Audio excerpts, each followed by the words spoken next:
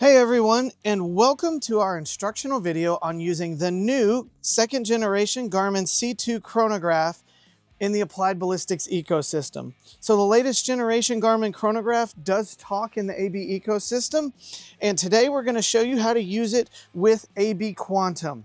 There'll be future videos. For instance, you can see that I can pair this to my watch if I wanted to. So there will be future videos on using this with other devices. Today's video is focused solely on using it with the AB Quantum app. Now, I'd like you to pause this video here in a second and make sure you've installed the Garmin Shot View and the AB Quantum app before you turn this on for the first time. You need to have these two apps pre-installed, and that's for good reason, because you need to pair the device first to the Shot View app, then to AB Quantum before you start using it in AB Quantum. Now, for users of the original C1, if you're looking at upgrading to the C2, I recommend you keep your C1, and that's because here in the settings, there is in the Pro settings a downrange mode. So for users of the C1 that are upgrading to the C2, hold on to your C1 and use it with the downrange mode. It's exactly what it sounds like. It allows you to place this downrange and you can get velocities at your actual target. Now, the C2 does have downrange mode as well. So let's go ahead though and get started with using the C2. I've got both of my apps installed, and the next thing I'm going to do is I'm going to power this on. Okay, the first time we power it on, we'll pick a language, hit OK. We're going to use feet per second. That's okay. And it says, do you want to pair this with a phone? We're going to hit yes. Now I'm going to go into Garmin Shot View. I'm going to click on the plus symbol, and then I'm going to click Add Device. Add Device again. You can see it picked it up right away.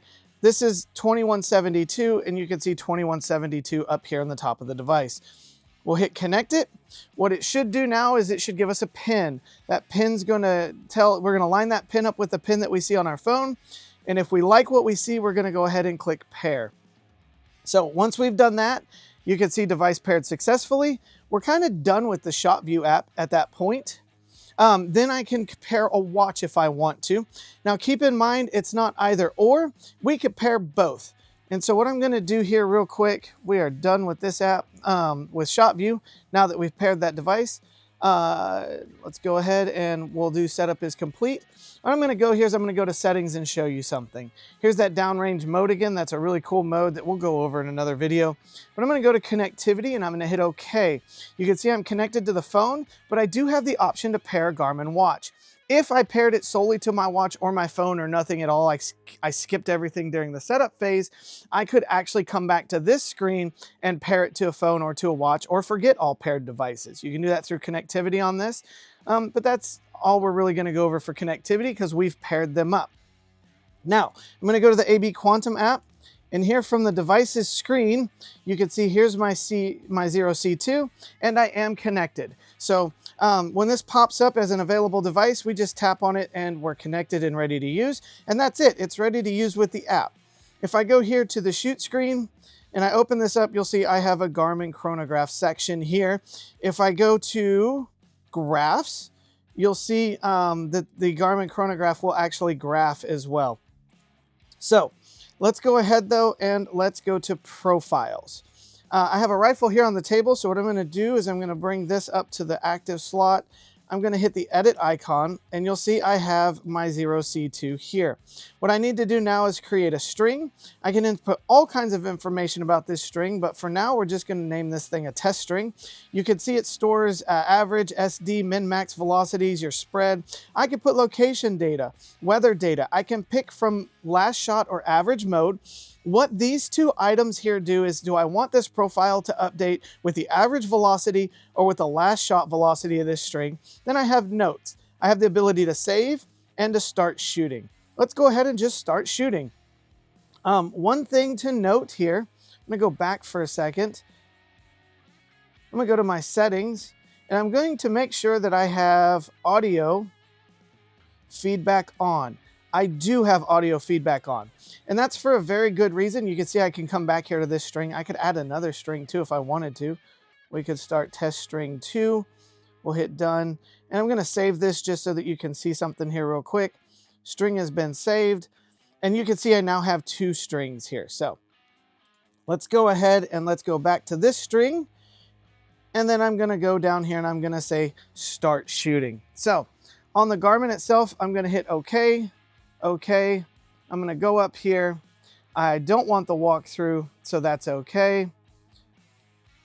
And I'm gonna set this over here where you can see it for the most part. And let's go ahead and just put some shots down range. Now, that way you can see that it works in real time with the app. So I tried to pick a real quiet rifle for this demonstration just to make things a little easier on all of us. So you can see that it reads off our velocity if you have that audio feedback on. 735. 735. So you can see they read in real time. You're getting that feedback in real time off of the device onto the app. Also, it graphs it. So here you can see a graph of that data. Now I'm going to go back here and you're going to see that we have our average, our SD, our min, max, and our spread. And if I go back again, you can see if I pop open more information that I have that more information. Now, I could resume that session. I can set this as my active session for test 2. I can go into edit here. And if I want, I can just start shooting this string as well. So if I did this and this one's active,